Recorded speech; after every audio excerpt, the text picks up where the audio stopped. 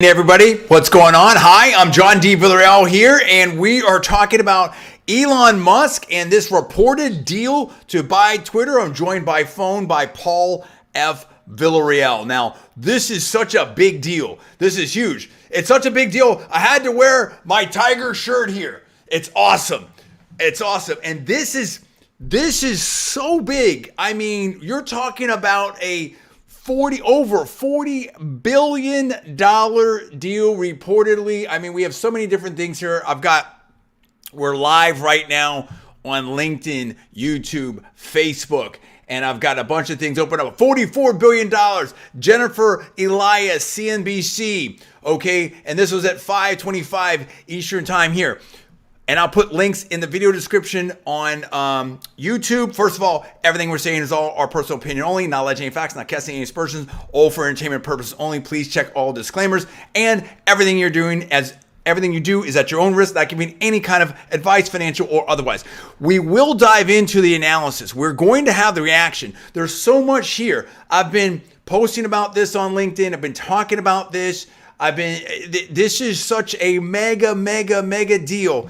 And I think that it lays out, well, how do I want to say this? This could be the harbinger of things to come. That's what I will say. A lot of people are trying to get some analysis on this. We're going to do the analysis right now. I don't want to just get too fast in this because there's so much to talk about here. And Paul knows I'm ready to roll. But I'm going to be respectful of PFV and tee him up and see what his comments are, and then I'm going to have the reaction to it. But I'll set the table. First of all, I do want to say this, though, and I already said it on my LinkedIn. Big props to the old firm I used to work for, Wilson Sonsini, Goodrich, and Rosati. Out there, we have unbelievable. I believe they represented. Let me check it. Let me try to get this all right here. I want to make this.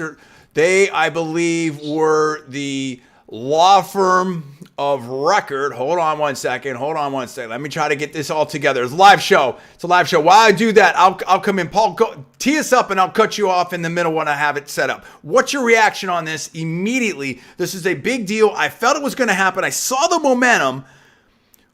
When you got the news, how do you feel about it? Look, this is a massive tectonic shift in the social media landscape. It's a tectonic shift in the overall media landscape. It's a tectonic shift in the political landscape. This is gigantic.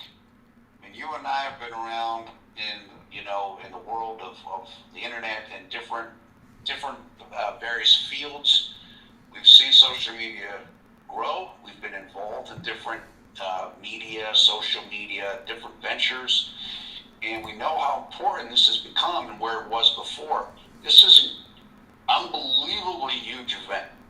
This is a inflection point in the course of, honestly, in the course of the culture. Now, it's going to be interesting to see where it ends up. We have to see exactly what changes are going to be made. And I don't know the official date that the sale is supposedly going to go through. This is enormous. It's enormous. Is huge. And no matter what anybody thinks about Elon Musk or anything like that, you got to give him credit. The guy has guts. No. He had unbelievable a vision and he's executed it. Oh my gosh. Unbelievable. I called Elon Musk the greatest entrepreneur, and at least in our modern lifetimes here. I mean, there's always people that you don't know. There's always great stories, and I hate to, it's not just because he's the richest, but I mean, he's done. What I love about Elon is he's made these big bets, these big moves, and people forget, right? I mean, maybe some people forget. It's like, SpaceX and Tesla. What about PayPal? And now Twitter. I mean, he's done so many things. It's unbelievable. But I do want to say this, and I won't hit it too much here because it's a live show broadcast, a little bit of a inside baseball here, but I definitely want to give the props. Definitely want to give the props to Wilson Sonsini, WSGR, Wilson Sonsini, Goodrich and Rosati. And this is from their website. I will, again, have a link to the description. I used to work in their Palo Alto office. 650 Page Mill Road. Remember it well. I can only imagine what that weekend was like. And I think if you don't know, then it's not, like Paul says, it really doesn't matter how you say it, because it's like if you haven't lived it. But I've been in those situations where I was at the printer for like 3 days. Food was great, but I wasn't going anywhere, in my opinion. And anyway, it was great. It was great. But just in my opinion, this is the number one firm. I know there's a lot of great firms out there. I know there's, AmLaw 50, AmLaw 100. I understand. You can rank it different ways, and revenues and profits per partner and stuff like that. But in my opinion, listen, I don't know what it is now, but when I was there, it's like, it just was such a treat, such a pleasure, such an opportunity. I'm so thankful to the whole team over there that had confidence in me and gave me an opportunity. Mario Rosati, and I'm going to get emotional here. Mario Rosati, Larry Sonsini, Patrick Schulteis. I was able to meet the great John Wilson, John Goodrich. Unbelievable. I don't know what I've amounted to, but I would be nothing without that opportunity in a lot of ways, in a lot of spaces. So I really want to thank you. I want to thank you. I want to thank you. That's all I can say, and I'll say more about that later. I'd love to have someone from Wilson on about this. But anyway, quote: Wilson Sonsini advises Twitter on $44 billion acquisition by Elon Musk. And I will say this. Because of the legend Mario Rosati, I was able to meet the who's who. I've said it before, Mike Moritz of Sequoia, Don Valentine of Sequoia, John Doerr, that was at a Churchill Club event. Brooke Bryan, or at least by phone. Not everyone in person, but just on down the list. It was just the spot. I was in the right place at the right time. But here, Wilson's still doing it. Twitter, mega deal, $44 billion. Like I said, I can only imagine what that weekend was like. But hey, congratulations, team. This is huge. I don't want to, I'll let the post speak for itself here. And we've got, I'm not going to get everybody here, but Doug Schnell, Marty Corman, Lisa Stimmel, John Aguirre. So many people here. Just fantastic. Katie Martin. This the whole list. There's just plenty here. Props. Big deal. Again, this is probably a little too inside baseball, but I think one thing I want to talk about is, there's so much, Paul, that goes into these deals. There's so much, whether it's a company that's going public or doing a VC financing. That's definitely, this is, and an M&A, but an M&A deal of this magnitude, $44 billion. I have no idea. I have no knowledge. I haven't talked to anyone over there, anything like that. This is my, I'm a radio, live talk show host right here on the internet, and I'm just purely speculating. So I have no idea, again, no advice, no knowledge, anything like that. But I just, massive respect. Massive respect. And there's plenty of great firms out there, whatever, but this is a mega deal. It could be one of the biggest, I would expect it's one of the biggest deals of the year, could be the biggest deal of the year. And it's a huge deal in tech, and the implications on this. And it's just, it's not easy. People don't understand. It's not easy in my opinion, putting these deals together. And in some ways, like, some people have said, it's not my saying that, well, I'm not even going to go down there, but I will say this, this is, in my opinion, this is where you earn the money. This is where you earn all the money and I'm not just talking about the size of the deal, but some of these, and again, I don't know anything. I'm purely speculating. So, anyway, I don't want to, I'll stop on that. I will just say, I would just say that it's a mega deal, and congratulations and props to Wilson. Let's see. Okay, so let's talk about the implications of this deal, and I'll put that link to the press release in the. Can I just say something? Go ahead. Let me just say this as a lay person who is not a lawyer, but who has worked in the Valley and been in that area. Mm-hmm. I can tell you. Like you said, things can change. If I think about a law firm that deals with technology and intellectual property, number one thing I'm thinking of is Ossetsachi. There's no doubt. So, yeah, I'm not surprised. No, there's no doubt about it. And listen, I mean, the whole scene has changed a lot. You know what I mean? Like back when I was there, I don't want to get distracted on this, but I appreciate that. And again, we're not promoting here. It's our opinion. We're not promoting on LinkedIn. No, yeah. I would say, you know, back when I was a young lawyer, it was, in my opinion, the absolute best firm, the absolute best job you could possibly get if you liked high tech, you know, emerging companies, VC, all that type of stuff. Now, at that time, I would say I would say Wilson, well, I'm not talking about me. I'm just talking about, you know, news reports, press out there. I would say that maybe Wilson was seen in the press or something as maybe more like representing companies, and like Cooley was a little bit more representing VCs. Everybody did everything, obviously, in my opinion. But, and again, not talking specific, just stuff in the press and everything like that. And very extremely generally, you know, what's on people's websites and press reports and stuff like that. And I think those were the big names back in the day, in my opinion. Obviously, other great names too. I mean, you Fenwick and it wasn't too long, that Venture Law Group and a lot of big names, and everybody got into the game. A lot of people got into the game, and but now, you know, things change. You have different names and different things.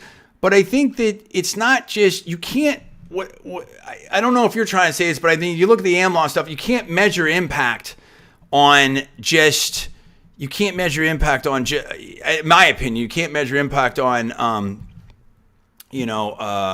profits per partner or anything like that. And in fact, I think the number one AmLaw right now is it's Kirkland & Ellis. And I had it, if I remember correctly, in my opinion, on allege anything, but I mean, I don't even talk about that. But I mean, I'll say that. I think I can say that. I mean, I had an interview with them and stuff, and that's a great firm. There's a lot of great firms and stuff, and it's just. But I mean, I think Kirkland does I don't know from what I've seen their website. Again, I'm not knowing anything inside baseball, but they do a range of things. Wilson is known, again, public stuff right there. I mean, there are certain. Wilson's a firm that really started in the Bay Area. Absolutely, and has a headquarters in Silicon Valley, and I think that's what it's about. And there's a lot of other great firms in that. I'm not saying so. Anyway, I don't want to dwell on that. I appreciate that, and I just want to give a shout out to that, because I think that on a lot of these, you know, deals, I mean, on any of these, like let's say a company's going public, you have a whole team of accountants. And again, not allege anything, but you know, a whole team of accountants, whole team of bankers, team of lawyers, and there's a lot of people whole team that goes into it. Just like when I was doing TV, right? I mean, I was doing a TV show. I can do a radio show. I can do this live show all by myself. I've done radio shows, you know, pretty much by myself with one producer. Well, when I was doing TV, there's 30 people there, right? There's all kinds of people that you don't see. You know, I was one of the people that was on TV, so it is what it is, and I just want to give props and respect out for that. Okay. And again, all publicly disclosed, and I'll link to the on the website. Now, I want to focus on this, so I appreciate people's indulgence on that. What do you think this means, Paul? How big is this? What do you think this means, and what's going to happen? I'll tee it up by this. Elon Musk on his Twitter, and the caption was, yes, it has rocket ships, everything. Free speech, quote unquote, free speech is the bedrock of a functioning democracy, and Twitter is the digital town square where matters vital to the future of humanity are debated, said Musk. I also want to make Twitter better than ever by enhancing product features, talking about spam bots, blah, blah, blah, blah, blah. And so that's his position on it. But then you have other people who are taking maybe the other side of that trade. First of all, you got to congratulate Elon for doing what he's doing. Let's hit a little applause line on that. But you have people on the other end of this. You have here CNN, Cara Alamo, and this is I hope I pronounced that name right. I apologize if I haven't. And this is very recent. So 836 opinion, quote, opinion. Who will be the first to abandon Elon Musk's Twitter? So there's. I read that article. Okay, go ahead. What's your take on it? So, okay, we were talking about this off air. Look, I think everybody mostly agrees or would agree that free speech is a good thing. course. That's a First Amendment. That's what Yeah. this society is founded upon, in my opinion. However, I'll say this. Oh, go ahead. If you want to say something. No, I was just going to say, I mean, obviously, clearly that's in the American Constitution. It's First Amendment, and that's maybe, but I don't, and so that's definitely something that's in the American values, American ethos, American Constitution, and our bedrock. But at the same time, like, listen, I don't think there's anything super innovative about that. I think freedom and liberty and opportunity, these are universal, global, like universal concepts. I think this is something that everybody, everywhere, interplanetary, intergalactic, whatever you want to say, can all understand and gravitate towards, right? I mean, and here you've got someone that wants to send people to Mars with Elon Musk, and I think that, like, he's very focused on this free speech issue, Paul. Yeah, and look, so I think, again, free speech is good, in my opinion. It's American, it's universal, etc. Where this columnist for CNN is coming from, and where some of the critics are coming from, is, look, free speech is good, but not necessarily absolute free speech. What I mean by that is, look, there are certain types of speech that maybe aren't helpful, like what would be categorized. Wait, time out. We're just we'll leave it at that. I want to be. I mean, we'll be extra super. Whatever. I'm sure. But listen, I get. Let me put it like this, and there are. Obviously, there's limits to everything. I think Elon himself has called himself a near free speech absolutist, right? And I'm in that camp, and I think, I don't want to speak for you. You can speak for yourself, but I mean, you're probably in that camp, right? I mean, we were always taught, in my opinion. I mean, one of the things, like, the solution to bad speech is more speech, right? I mean, if you're right, like I said, I've said it in one of my other videos. If you tell me 2 + 2 = 5, it doesn't bother me. Like, I will try to tell you, I will try to show you where 2 + 2 = 4, but now I'll challenge you, if that to show me how 2 + 2 = 5. But this idea of there's been a lot of the argument on the other side is, hey, there's limits, and we think the limit's here, and we need content moderation, and this isn't a government agency. This is a private company, and all that. And it's so funny that a lot of the critics were talking about a private company, and we're happy about that. Maybe, I don't know, but I mean, and all of a sudden Elon tries to buy this. Like, well, wait a minute, someone's got to wait. What about right? Well, I thought markets work, I guess, right? And so the point is that so you make an argument of a, and this is like all in terms of analysis and stuff of, and again, we're just talk show hosts here.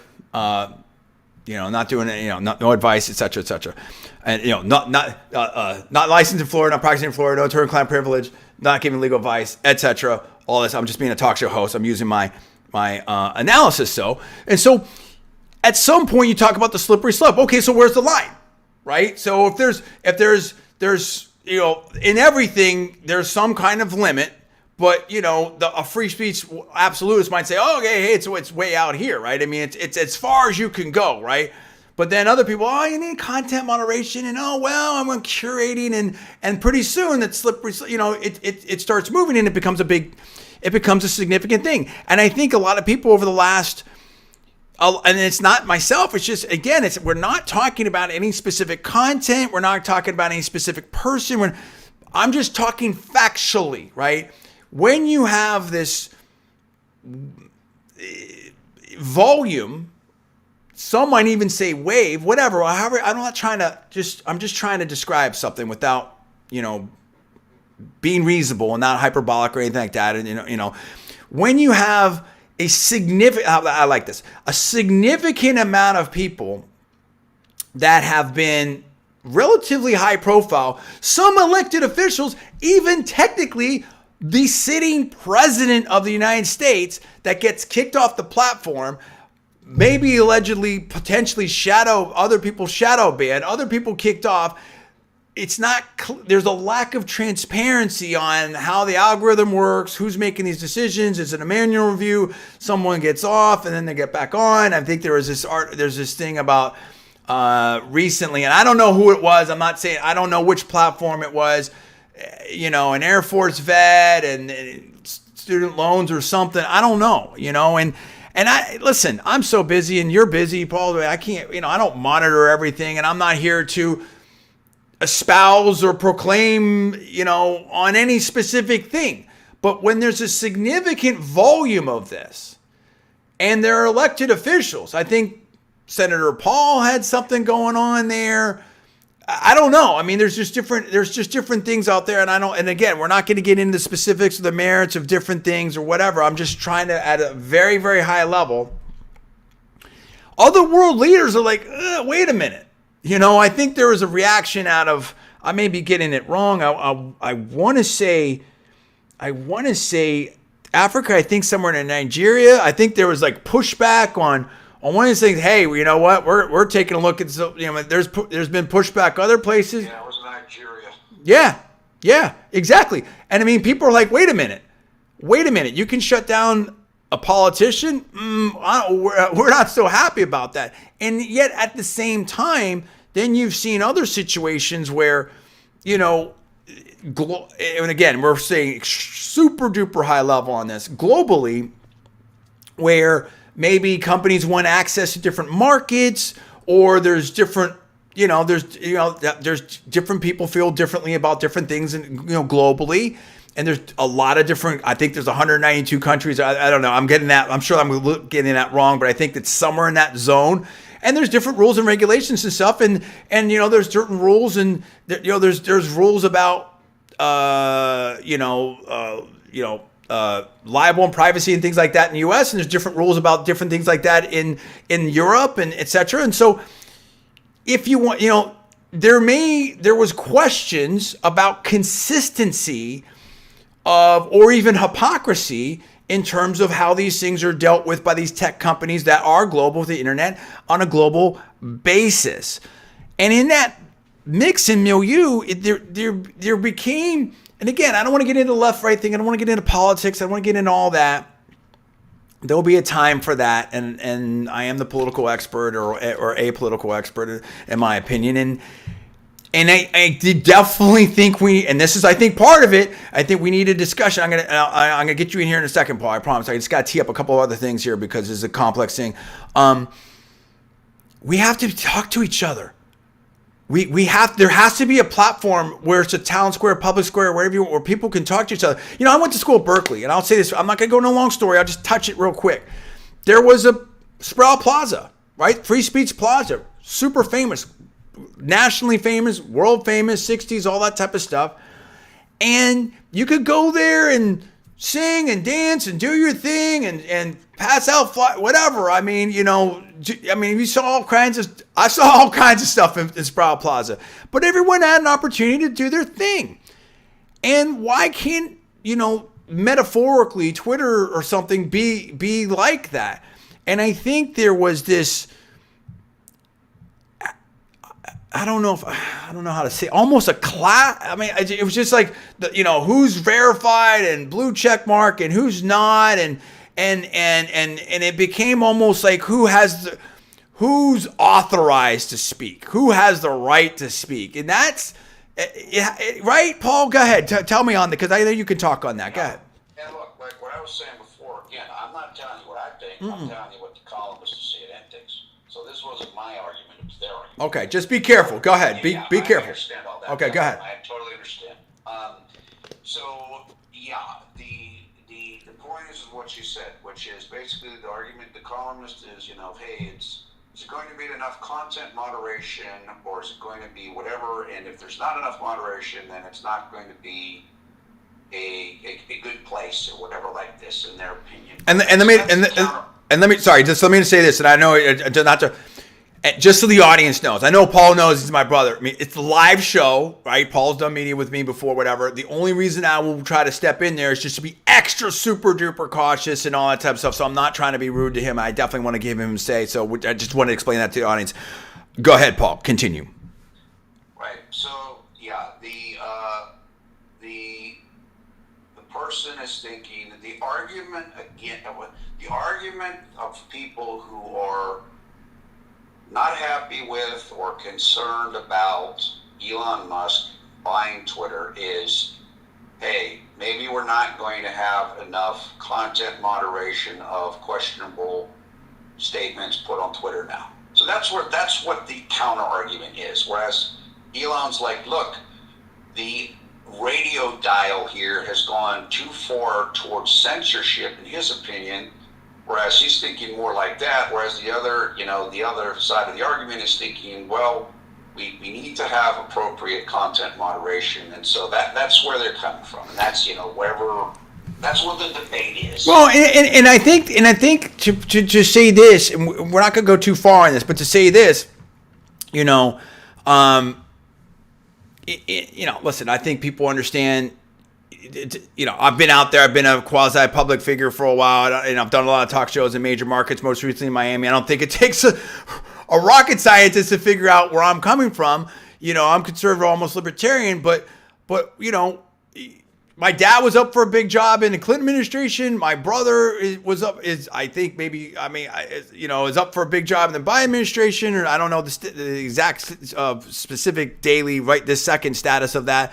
In my opinion, and most of the people in my family are liberals, and I went to undergrad and law school at Berkeley. Worked in Silicon Valley. Like we love everybody. I love everybody. I don't care what you do as long as you're not hurting anyone else. Doesn't matter, right? And we love everybody. But I think that the vibe. I mean, I just only say that because I don't want to get into the politics. But I think just knowing the conservative movement, the Republican. I mean, I haven't been in the mix for a while, and we've stayed out of it because it's like things are way too psycho, quote unquote psycho, a little bit, strange environment right now.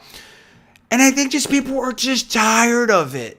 They're just tired. They're tired of it. But I'll say this, there's been a vibe, and Paul, you can definitely speak to this, where maybe Republicans, conservatives, sitting office holders feel like they can't get a fair shot. That it means, maybe are some things promoted, other things pushed down, and that is just not good. Okay, doesn't matter if your company is in Silicon Valley, Bay Area, if you think you're right or wrong. If there's just enough of that, again, the one-off is that slippery slope. If there's enough of that, if there's too much of that, you just can't just not talk to half the country. Right? Or not hire half the country, or not sell to half the country, or think that you can dictate to half the country, but they still gotta watch your programs, and they still have to buy tickets, and they still have to buy your product. No, they don't. Right? I mean, this just doesn't. Life, in my opinion, broadcasting, politics is about addition, not subtraction. Adding audience, adding viewers, adding supporters, not subtraction. Now, it doesn't mean that you don't have your values and views and whatever, that you don't do content moderation.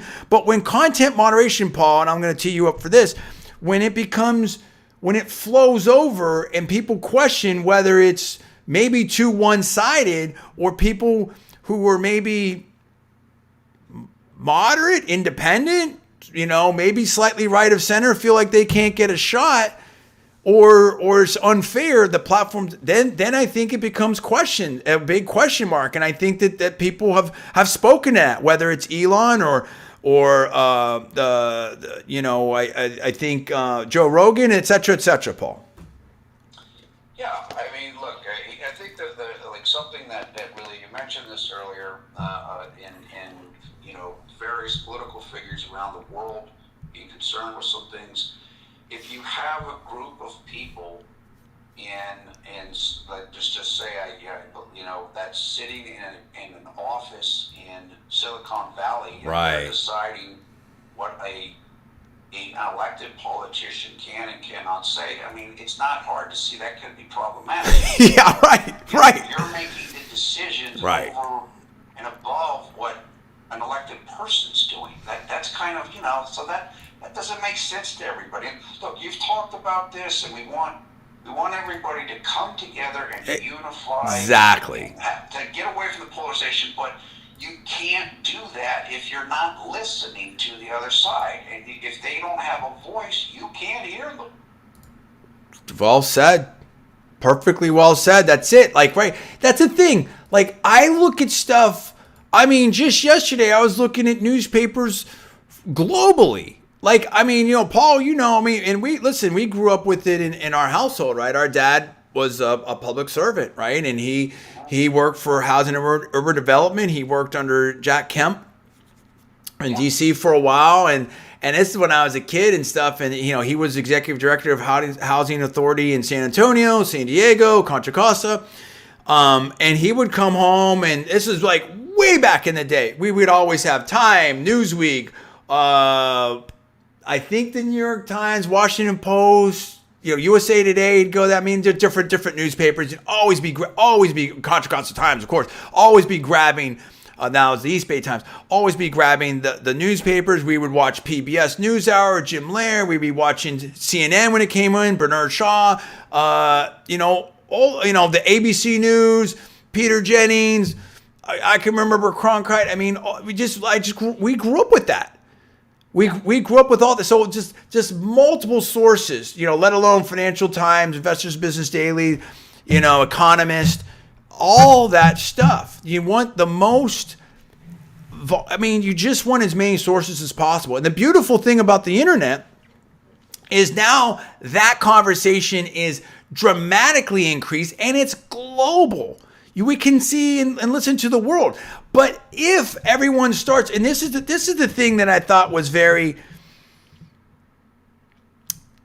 concerning. I had to pick the exact right word that I wanted there, or at least a close enough word.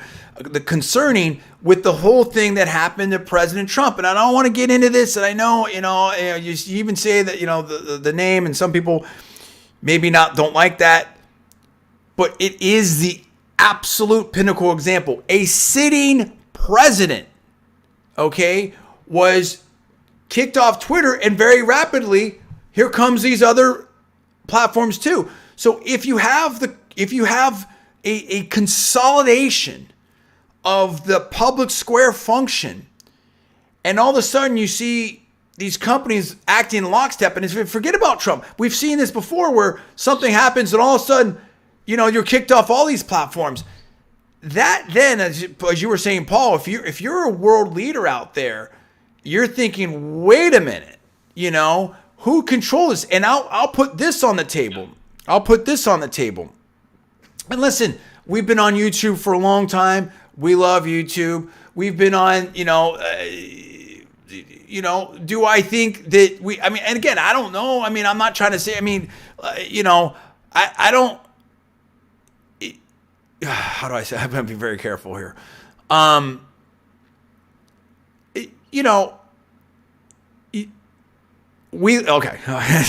come back to that. We love YouTube. We love LinkedIn.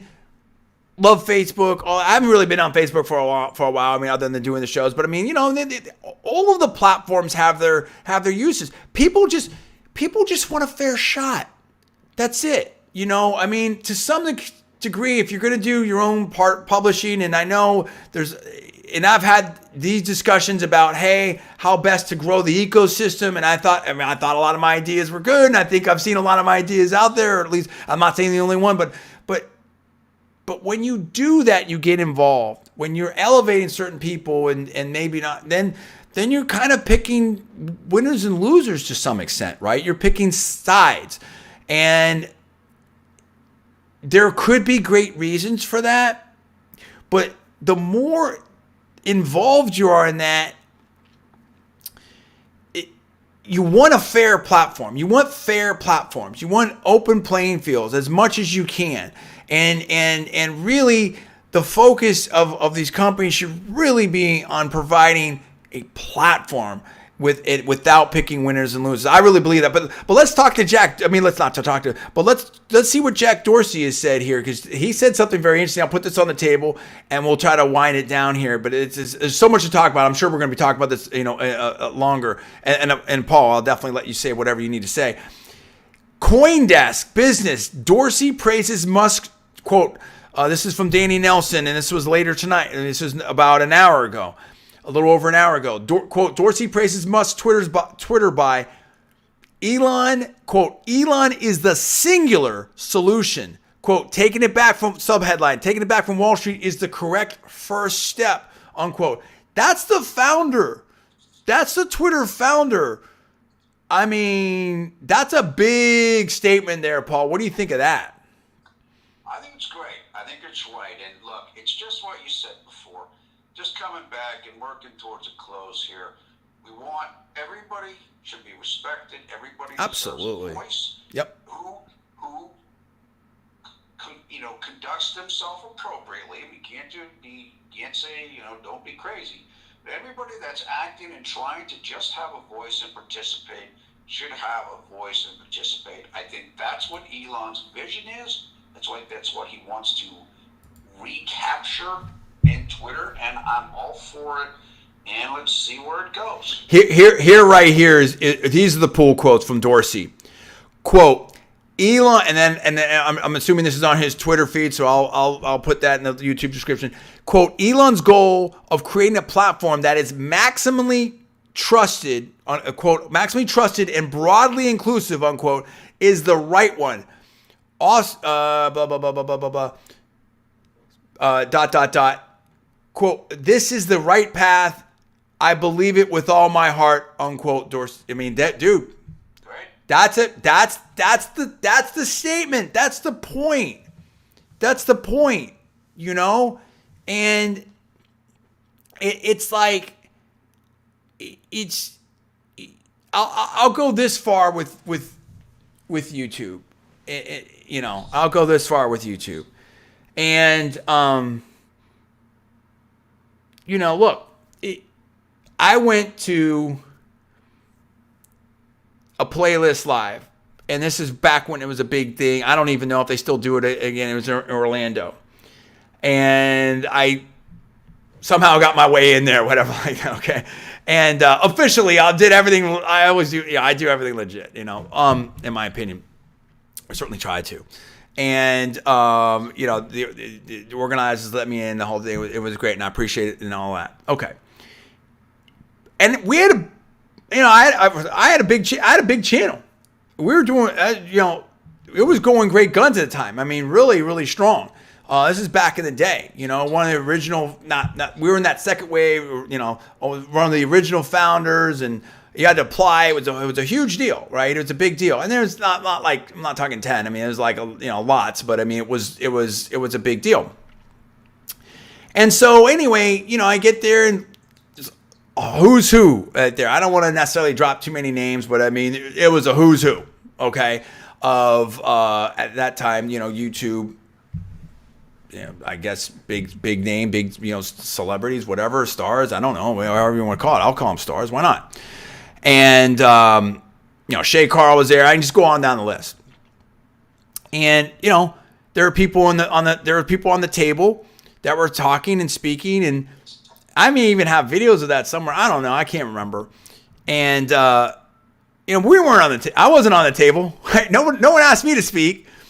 And I knew that wasn't good. I mean, I didn't expect that to happen. And when that party, I was kind of like the odd person out, if you will. And that's okay. I mean, I went to school at Berkeley. I mean, I'm not saying I worked in Valley. I mean, it didn't surprise me. And the presentations, I thought, were some of the presentations. The presentation from YouTube, fantastic, and it was great. And I think there's tremendously talented people there. And I've had good interactions over the years with YouTube, and there's been other opportunities, and there's gotten I think maybe an invite here or there or something like that, and at this point now, I mean, we have we have a good channel. I have a good channel, but it's not like, I'm not Mr. Beast or anything like that. But I mean, I knew I wasn't going to, back in the day, I knew I wasn't going to sit on that table, right? I mean, I don't know, but I didn't expect, it didn't surprise me. I'm going to put it that way. It didn't surprise me. But isn't that the problem, right? In terms of, if you start picking winners and losers, and you don't see that many, if it looks like it's kind of going one way, or people can have that inference, the more you're involved in picking winners and losers, the more questions people can have of how that works, right?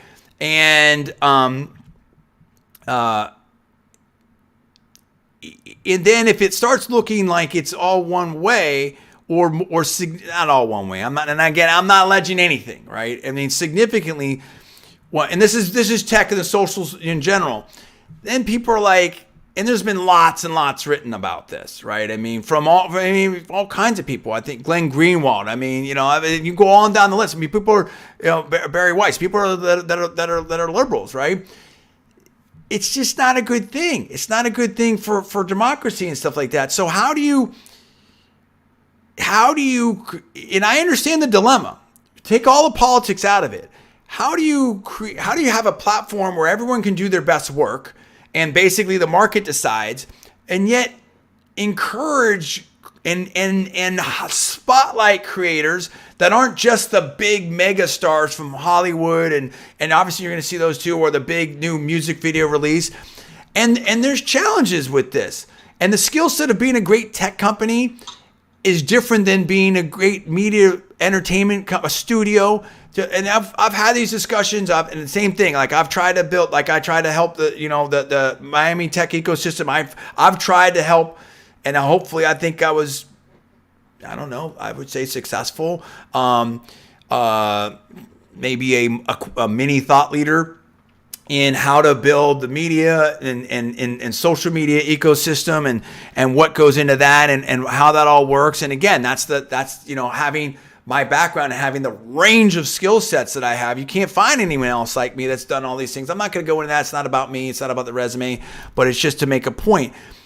And I think that today, Elon Musk, Jack Dorsey, it's hit a reset. And I think that's where I really saw the turn in this story, Paul, and we talked about it off the air. When Jack Dorsey first started coming out and talking, with strong statements supporting Elon in this bid, I'm like, whoa, wait a minute. That changed the game. Right? And then Morgan Stanley. I mean, so I think there's a lot going on there. And we just have to get to a place where everyone can have a voice, and it's a little more balanced, and a little more open playing field, open source, right? And that's what, whether isn't that what blockchain is all about? Right? Not to get in that, but I mean, blockchain, DeFi, decentralization, that is this whole movement, in my opinion, Paul. I mean, the whole worldwide DeFi thing, allowing the trust. I mean, again, it's the whole thing, and it's going to be, I'll have this in another video. There's so many different things we can talk about here and where this can go. But I think it's a big, big day, and I don't want to overstate it, but I think it's hard to overstate it. I think this is so monumental, Paul. I think this is hard to overstate the impact of this. What do you think of that? I totally agree with that. This is massive. I think it's going to have long-lasting effects. As I said earlier, and that we've been talking about throughout this, the goal is, in my opinion, or I would like to see, is to overcome polarization, overcome people not listening to each other. And so the more people have the opportunity to speak and to be heard, and thus to come across a diversity of viewpoints, the better for everybody. So I think it's good. I'm happy about it, and we're just going to have to see how it works out. Yeah, and let me say this. I'm hyper clear. When I went to Playlist Live, I didn't need to be on stage. I'm cool. I ask questions. I mean, believe me, I can be in the audience, and it's as good as me being on stage. I mean, okay, I didn't need to be on stage, and I didn't even need to ask any questions. The presentations were great. It was a great event, just bringing people there and stuff like that. I just wanted to feel, and I'm not saying I didn't feel that, and I'm not saying I don't. I mean, I think everybody wants to feel, forget about me. Everybody wants to feel like they have a fair shot. That's all. That's it. You know what I mean? I don't need the gold star. I don't need to be on stage. That's fine. But you don't want to feel like some people are hyper push, and here's like Paul and I have talked about the YouTube starter kit, and we see this with other people, and I'm not alleging anything whatsoever, and we love you YouTube, and we love you Google. It's just social media writ large, and others have, you just want to feel like you have a fair shot. Now that being said, I think that, in my opinion, Google and YouTube have done a better job of adjusting and balancing and being a little more open platform than most. And I know some people might criticize that, whatever, but just hear me out for 1 second before we wind this down. I think Twitter was on the far end of this, and that's why this is so important, in my opinion. Of the major, I'm not aware. I can't. I'm not on all of them, right? I'm not on all of them. I'm aware of them. Obviously, I've got a master's of communication at Hopkins. Amazing grades. You can see my LinkedIn for that. Crushed it, whatever like that. But of the major platforms, Facebook used to be, and listen, it's tough. I understand, because sometimes the politicians that, politicians are going to do what politicians are going to do. If you're going to be an independent company, you got to try to resist some of that stuff, right? I mean, if you're going to be a platform, you got to resist some of that stuff. And the politicians, you got to be cool about that too. Can't get all partisan in this stuff. We have to, we have to all agree on these open platforms, this public square.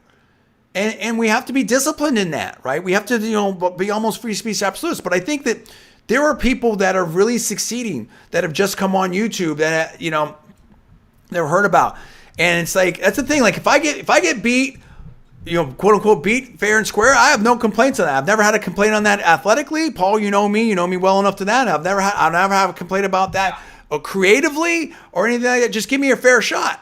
But if the ref gets in and they're letting this person do this, and then I'm, I'm just making a hypothetical thing, and I have a tougher, if I've got if a 100-yard race, I got to start 10 yards back with a backpack on. That's not cool, right? That's not. But if someone beats me straight up, I have no problem with that. So we're seeing in the past when we would do political stuff, we've seen a competitor that has done very, very, very well. And I think, it's content that I would never do or anything like that. But you have to say, okay, well, if that person's succeeding, then maybe maybe it's more of an open source thing. So, and I think we've seen a lot of different content. I mean, there's arm wrestling stuff, your strong people stuff. There's all kinds of different things that are really taking off.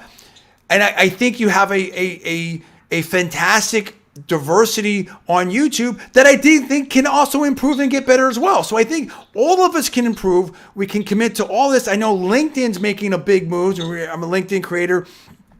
Also, there's our show is sponsored. Not their show. I'm sponsored, not this specific video, but just generally to do the live shows with Melon, a division of Streamlabs, division of Logitech, I believe. I hope I have that right. Definitely a Melon app. I think that people are thinking about this. I think there's a commitment out there. I hope there's a renewed commitment, and this is a harbinger of things to come to, true diversity, free speech, open platform, a fair, level playing field. And it's a much more complicated subject, but I think we did a decent job on this on there. Anything you want to say in closing, Paul? I think this is a massive, massive day, and I don't think you can understate it. And it's a massive, massive deal. Paul, go ahead. Yeah, it's a fascinating thing, and everybody is aware of how big this was. I mean, I was looking at the Twitter trends today. There were like 2.5 million mentions of Elon in the U.S. Twitter alone, not to mention global Twitter. It's a huge thing, and look, again, I really want to give credit to Elon Musk for taking a swing at the ball here. We're going to see where it ends up, but you know what? There's a lot of people who are dissatisfied with where things are all over the place. Like you said with Jack Dorsey, let's see what Elon can do. I'm excited for it. Yeah, absolutely. And it's phenomenal. Richest person in the world, phenomenal entrepreneur, has done it. I mean, this is someone that takes, like you said, it's a great analogy. This is someone that takes risks. This is someone that takes on challenges. I mean, Elon does not have to do anything anymore. He doesn't have to do this, and he's done it. And it's a big, big deal. So props to him. Props to all of us. Props to Wilson Sonsini. And we've tried to, give our thoughts here, our quick reaction, a lot more to talk about. Definitely want to hear from you. Let me know what you think. Give me the comments below. Please subscribe. Please rate this video up. Also, if you have not subscribed, a lot of people watch stuff and aren't subscribed. Please subscribe. Turn on notifications. And I can't wait to bring this big guest to you soon. That's all we have for tonight. Thanks so much for watching. For Paul, I'm John D. Villarreal. Have a great, wonderful evening. Have a wonderful evening. And we love everybody out there, and we appreciate you for watching. We would be nothing without you watching that right there. So have a wonderful evening and enjoy the rest of it. I'll see you soon.